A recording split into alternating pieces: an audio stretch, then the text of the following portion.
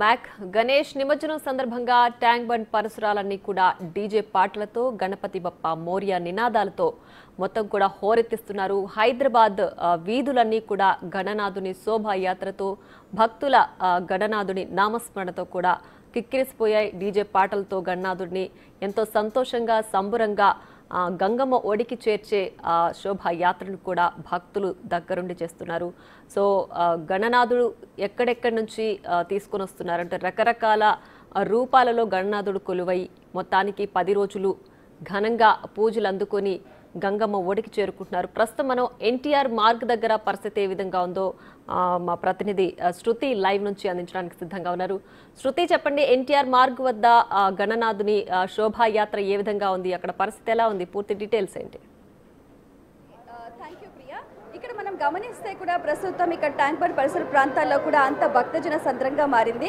దాదాపు నవరాత్రులు కూడా పూజలు అందుకున్న ఆ గణనాథుడు ఎంతో వైభవపేతంగా భక్తుల సందడి కోలాహలం నడుమ నిమజ్జనానికి కూడా సంసిద్ధమయ్యారు. ఇక్కడ మనం గమనిస్తే కూడా 25,000 మంది రక్షక భటులు కూడా ఇక్కడ అన్ని రకాలుగా ప్రతి ఒక్కరికి కూడా ఎటువంటి అసౌకర్యం కలగకుండా అన్ని రకాలుగా జాగ్రత్తగా చూసుకుంటున్నారు. అలాగే మనం చూస్తే కూడా ఇక్కడ 35కు పైగా క్రేన్లు కూడా ఎంతో చక్కగా ప్రతి ఒక్క గణనాథుడిని ఆ సాగర నిమజ్జనానికి కూడా చక్కగా ఉపయోగిస్తున్నారు. ప్రతి ఒక్కరు కూడా సంయమనం పాటిస్తూ ఇక్కడ విశేషం ఏంటంటే ట్యాంక్ బండ్ పరిసర ప్రాంతాల్లో కేవలం ఇక్కడ నిమజ్జనోత్సవాన్ని వీక్షించడానికి పలు ప్రాంతాల నుంచి రాష్ట్రాల నుంచి విశేషంగా తరలి రావడం, ప్రతి ఒక్కరూ కూడా కాలినడకన వస్తూ రకరకాలుగా కొలువు తీరి ఉన్న ఆ గణనాథులు అలా నిమజ్జనోత్సవానికి పయనమవుతుంటే వాటిని ఎంతో అద్భుతంగా చూసి తరిస్తూ ఉన్నారు.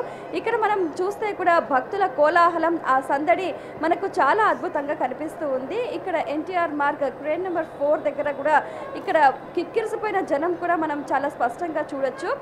కలవు చండి వినాయక అని చెప్తూ ఉంటారు. కలియుగంలో చండిని గణపతిని ఆరాధించాలి అని కూడా చెప్తూ ఉంటారు. అలాగే ఋగ్వేదం, యజుర్వేదం, సామవేదం, అధర్వణ వేదంలో కూడా గణపతి తత్వానికి సంబంధించి చాలా అద్భుతంగా వివరించారు.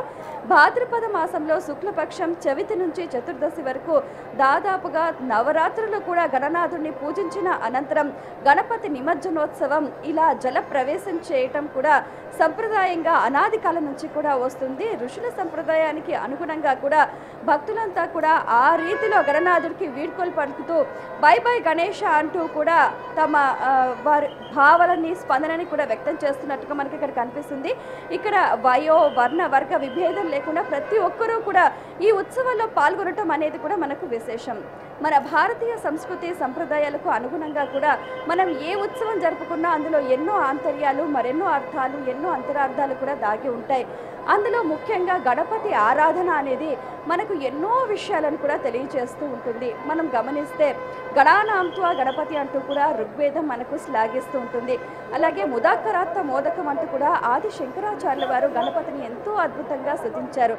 అలాగే ఎంతో చక్కగా గణపతిని సేవించరి అంటూ కూడా ఎంతోమంది త్యాగరాజస్వామి వంటి వారు కీర్తించారు.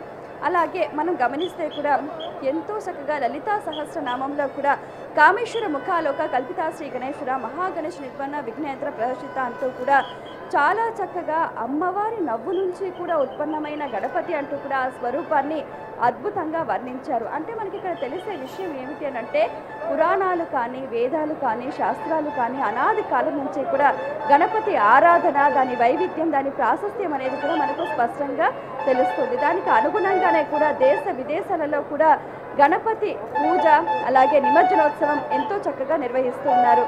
అదే రీతిలో ఇక్కడ హైదరాబాద్ భాగ్యనగరంలో మనం గమనిస్తే ప్రతి ఒక్క ఇంట్లో కూడా గణపతి పూజ, ప్రతి ఒక్క అపార్ట్మెంట్లో గణపతి పూజ, ప్రతి ఒక్క పారిశ్రామిక ప్రాంతంలో అలాగే ఎక్కడ చూసినా కూడా వీధిలో కొలువైన గణనాథులు నేడు నిమజ్జనోత్సవానికి తరలి వస్తున్నాయి.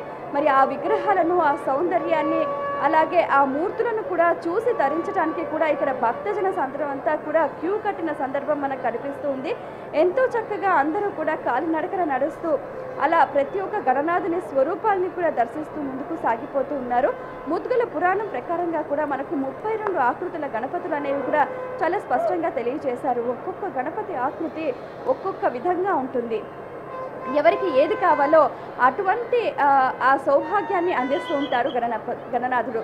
మనం గమనిస్తే కూడా విద్యలో బాగా రాణించాలని అనుకునేవారు విద్యా గణపతిని, నృత్యంలో బాగా ప్రావీణ్యం సంపాదించాలని అనుకునేవారు నృత్య గణపతిని, అలాగే ఎవరు ఏ కళలో ఏ విద్యలో రాణించాలనుకున్నా ఆ స్వరూపం ఆ ఆకృతిలో ఉన్న గణనాథుని వారు ఆరాధిస్తూ ఉంటారు. ముఖ్యంగా గమనిస్తే గణపతి స్వరూపం మనకు ఎన్నో తాత్విక విశేషాలను కూడా తెలియజేస్తూ ఉంటుంది.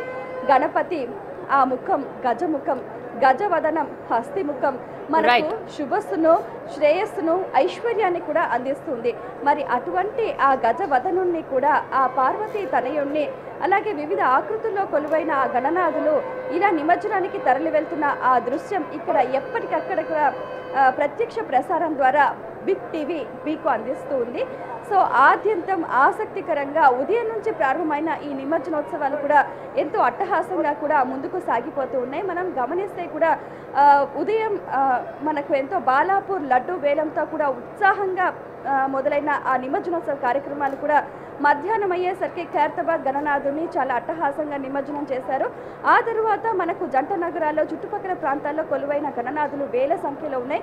అవన్నీ కూడా ఒక్కొక్కటిగా ముందుకు సాగిపోతూ ఉన్నాయి. భాగ్యనగర ఉత్సవ కమిటీ వారి సౌజన్యంతో అలాగే స్వచ్ఛంద సంస్థలు అలాగే ఇక్కడ మనకు పోలీస్ శాఖ సిబ్బంది వీరందరి సహాయ సహకారాలతో ఎటువంటి సంఘటనలు లేకుండా ఎంతో చక్కగా ప్రశాంతంగా నిమజ్జనోత్సవాన్ని నిర్వహించడానికి కూడా ఇక్కడ సమాయత్తమయ్యారు. ఎంతో చక్కగా ఒక్కొక్క గణనాథుడు అలా ముందుకు సాగిపోతున్న దృశ్యాలు కూడా మనం గమనించవచ్చు.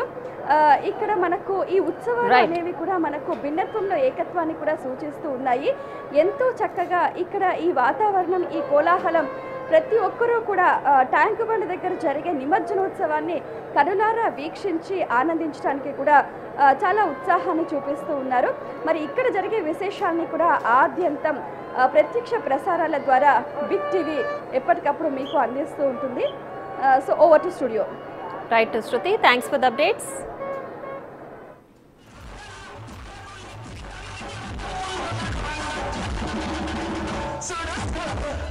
Serious.